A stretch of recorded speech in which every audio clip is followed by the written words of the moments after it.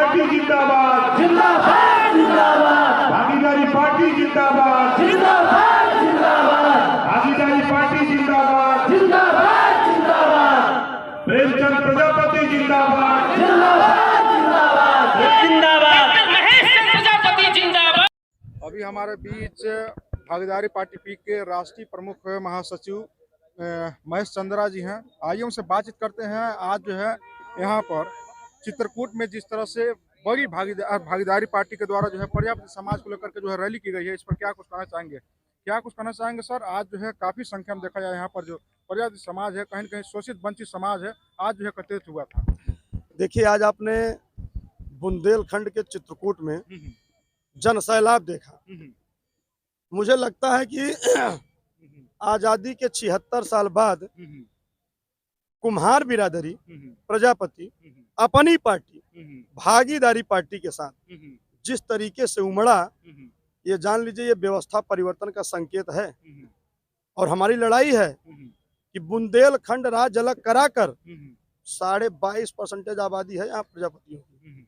प्रजापति के बेटे को मुख्यमंत्री बनाऊंगा, समय का इंतजार करिए।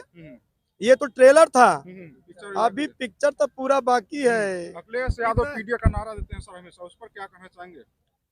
देखिए, पीडीए जो अखिलेश यादव का है वो पिछड़ा मत कहिए, परिवार डेवलपमेंट अथॉरिटी कहिए।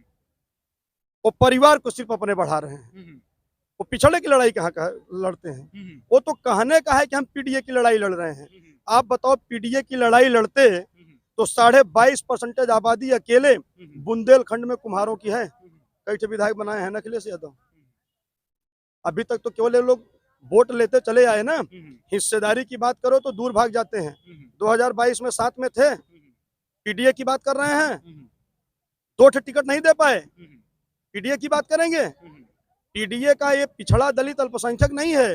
ये जो पीडीए बनाए हैं ये परिवार डेवलपमेंट अथॉरिटी बनाए हैं, ये केवल अपने परिवार को बढ़ाने के लिए। किस तरह से जो है संगठन जो प्रजापति समाज है उनको आप एकत्रित कर रहे हैं? क्योंकि कहीं न कहीं देखा जाए बहुत सारी शिक्षा का स्तर जो है कहीं न कहीं लो है, विविधताएं हैं तमाम चीजों को लेकर के, किस तरह से जो है इकट्ठा कर खास तौर से बुंदेलखंड में बड़ी गरीबी है भाई, देखा है ना। हम यही बतिया यहाँ रख रहे थे। आज देश को आजाद हुए 76 साल हो गया। मैंने 1947 की स्थिति यहाँ जगह देखा। आज भी प्रजापति समाज के लगभग 150 गांवों में मैं घूमा और देखा लोगों के घर छप्पर हैं, लोगों के यहाँ शौचालय नहीं है, आवास नहीं है।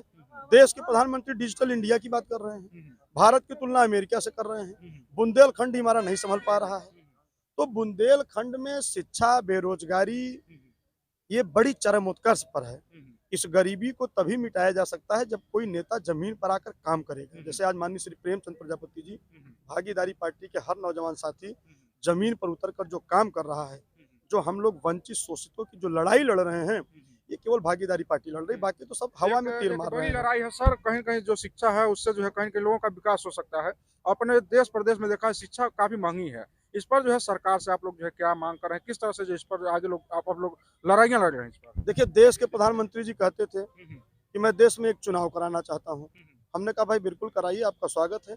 लेकिन जब देश एक है, प्रधानमंत्री एक है, राष्ट्रपति एक है, संविधान एक है, निशान एक है, तो बताइए शिक्षा व्यवस्था भी एक होनी चाहिए कि नहीं होनी चाहिए? हम चाहते हैं कि जो सिलेबस कॉन्वेंट स्कूल में चलता है वही सिलेबस प्राथमिक स्कूल में भी चले।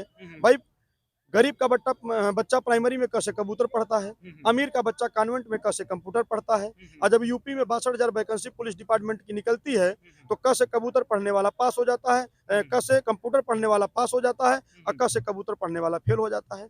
तो जब सारी चीजें एक है तो शिक्षा व्यवस्था भी एक होनी चाहिए। हम तो कहते हैं भाई एक सिलेबस लागू कर दो, एनसीईआरटी की बुक लागू कर दो। जो शिक्षा अमीर के बेटे को दी जाएगी वही शिक्षा गरीब के बेटे को दी जाएगी। हम एक समान शिक्षा चाहते हैं, हम समानता के अधिकार को लेकर लड़ रहे हैं। अगर ऐसी व्यवस्था हो जाए तो मुझे लगता है कि अमीरी और गरीबी में कोई खाई नहीं रहेगी। सर, आज जो है देखा जाए कार्यक्रम को लेकर के सुबह से ही लोग यहाँ पर आए हैं और काफी बड़ी संख्या भी देखने के लिए मिली है। लोगों के लिए क्या कहना चाहेंगे सर? देखिए, मैं अपने लोगों को बहुत बहुत धन्यवाद देना चाहता हूँ कि जो अभी तक आजादी के 76 साल बाद जो ये समाज लूटा जाता था, कभी सपा, कभी बसपा, कभी कांग्रेस, कभी भाजपा, ये लोग मन लगा के खूब लूटे। तो इस लूट से ये जनता त्रस्त हो गई है। अगर लूटे नहीं होते, हिस्सेदारी देने का काम किए होते, तो आज जो गरीबी आपके बुंदेलखंड चित्रकूट में देखने को मिल रही है, खासतौर से प्रजापति समाज में, ये देखने को नहीं मिलती। तो इसका मतलब है ना कि इन लोगों ने हिस्सेदारी देने का काम नहीं किया।